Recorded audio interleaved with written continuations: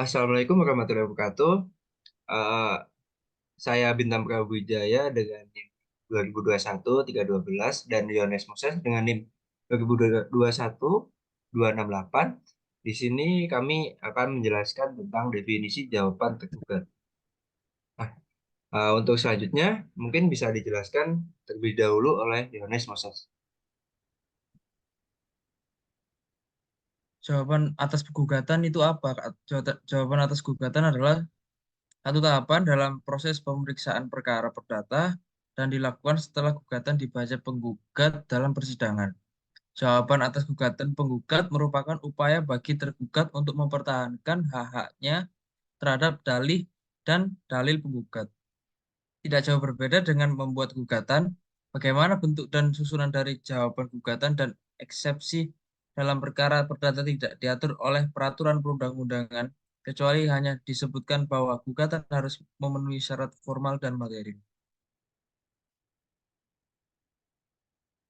Next. Pada dasarnya, jawaban bukanlah suatu kewajiban tergugat di persidangan, melainkan adalah hak tergugat untuk membantah dalil-dalil yang penggugat sampaikan dalam gugatannya. Hakikatnya, pemberian hak bagi tergugat mengajukan jawaban ini sesuai dengan asas audi alteram partem atau auditur et altera pars, yaitu pemberian hak yang sama kepada tergugat untuk mengajukan pembelaan kepentingannya.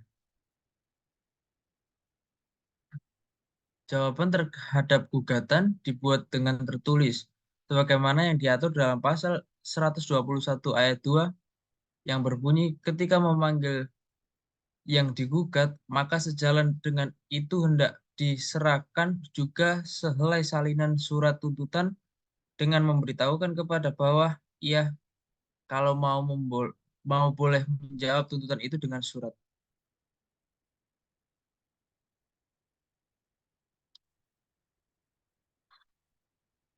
Ada tiga pengakuan. Pengakuan murni adalah pengakuan yang sifatnya sederhana dan sesuai sepenuhnya dengan tuntutan pihak lawan. Pengakuan tersebut mutlak, tidak ada syarat apapun. Dengan demikian, pengakuan tersebut harus dinyatakan terbukti oleh hukum. Yang kedua ada pengakuan dengan kualifikasi adalah pengakuan yang disertai dengan sangkalan terhadap sebagian tuntutan si penggugat. Dengan kata lain, pengakuan ini adalah jawaban tergugat yang memuat sebagian berupa pengakuan dan sebagian lagi berupa sangkalan atau bantahan. Yang terakhir ada pengakuan dengan klausula. Pengakuan dengan klausula adalah pengakuan yang disertai dengan keterangan tambahan yang bersifat membebaskan. Keterangan tambahan atau klausula semacam itu dapat berupa pembayaran, pembebasan, atau kompensasi. Pengakuan ini sebenarnya adalah jawaban tergugat tentang hal pokok yang diajukan oleh penggugat, tetapi disertai dengan penjelasan tambahan yang menjadi dasar penolak gugatan. Next. Apa isi dari jawaban? Isi dari jawaban tersebut tidak hanya berisi bantahan terhadap pokok perkara, namun tergugat juga boleh dan diberikan memberi jawaban yang berisi pengakuan atau convention terhadap sebagian atau seluruh dalil gugatan penggugat. Selain itu, jawaban yang disampaikan oleh tergugat dapat sekaligus memuat eksepsi dan bantahan terhadap pokok perkara.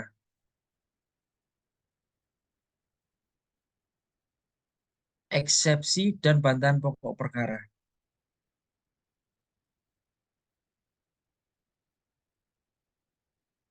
Istilah excepti atau dari bahasa Belanda, exception dari bahasa Inggris yang berarti pengecualian.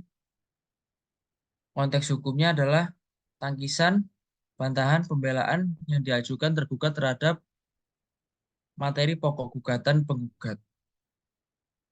Eksepsi diajukan terhadap apa? Yang pertama, ditujukan kepada hal-hal yang menyangkut syarat-syarat formalitas gugatan. Apakah gugatan mengandung cacat atau pelanggaran formil yang mengakibatkan gugatan tidak sah yang karenanya gugatan tidak dapat diterima.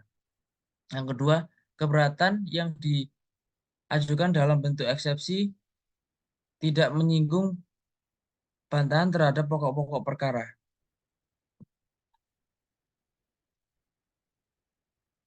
Lalu tujuannya itu apa? Yang pertama, agar pengadilan mengakhiri proses pemeriksaan tanpa terlebih dahulu memeriksa materi pokok perkara. Yang kedua, pengakhiran yang diminta melalui eksepsi bertujuan agar pengadilan satu menyatukan putusan negatif yang menyatakan gugatan tidak dapat diterima. Yang kedua, berdasarkan putusan negatif itu, pemeriksaan perkara diakhiri tanpa menyinggung penyelesaian materi pokok perkara. Misalnya, tergugat mengajukan eksepsi, gugatan tidak jelas. Apabila eksepsi itu diterima dan dibenarkan pengadilan negeri, proses perkara diakhiri dengan putusan negatif yang menyatakan gugatan tidak dapat diterima.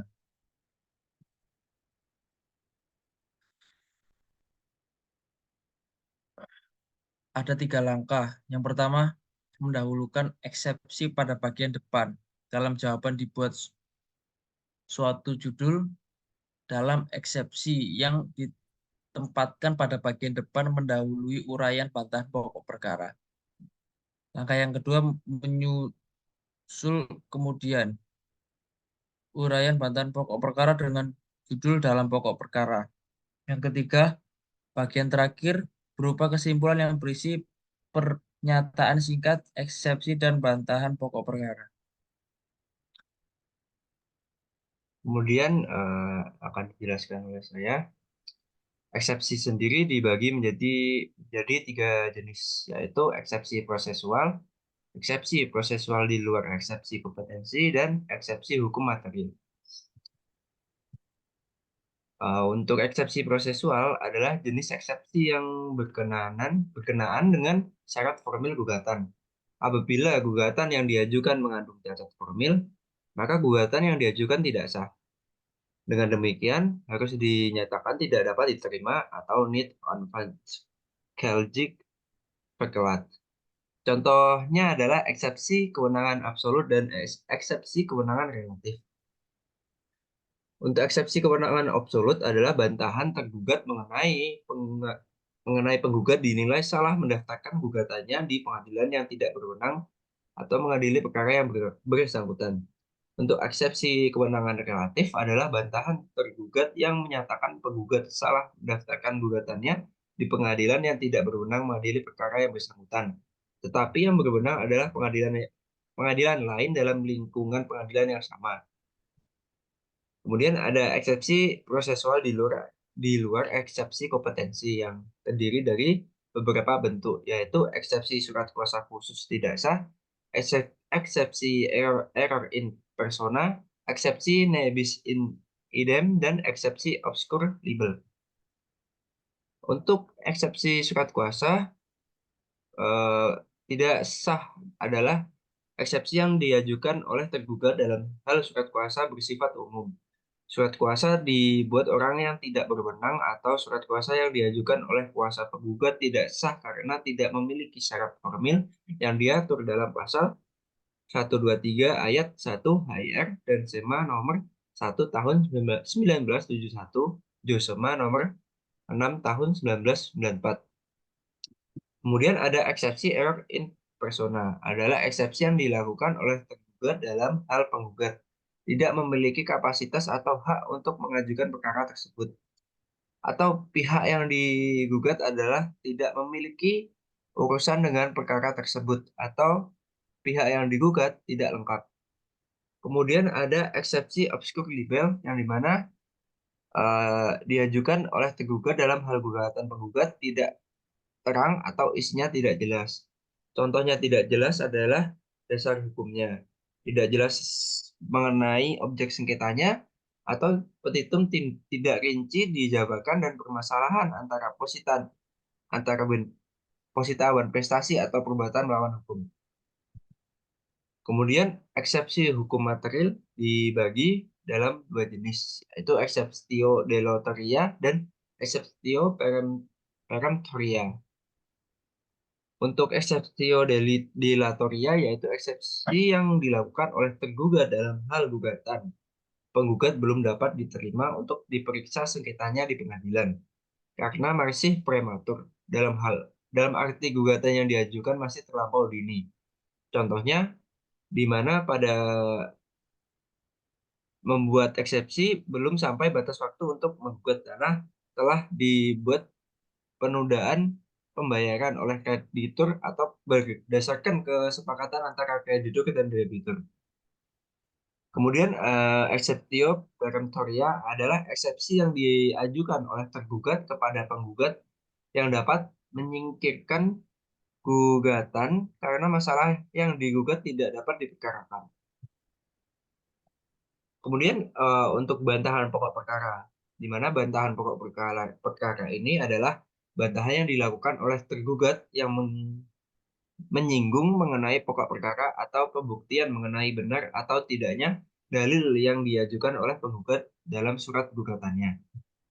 Di dalam hukum acara, tidak secara detail dijelaskan apa saja yang dapat dibantah dalam pokok perkara tersebut. Namun, bantahan dalam pokok perkara ini dapat ditinjau dari 3 klasifikasi, yaitu pengakuan atau bagian tenis, membantah dalil gugatan, dan tidak memberi pengakuan maupun bantahan.